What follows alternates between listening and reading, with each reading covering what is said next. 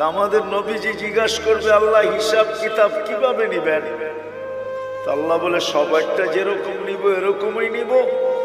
তা আমাদের নবীজি বলবে, যদি সবার সামনে আমার উম্মতের হিসাব কিতাব নেন, তাইলে তো আমি তো লজ্জিত হয়ে যাব, কেননা আমার উম্মত তো দুনিয়াতে গুনাহ করছে, আমি তো লজ্জায় পড়া যাব। তা আল্লাহ জিজ্ঞাসা করবে, তাইলে কিভাবে নিব? তো নবীজি বলবেন যে আমাকে নিতে দেন, আমি আলাদাভাবে নেই।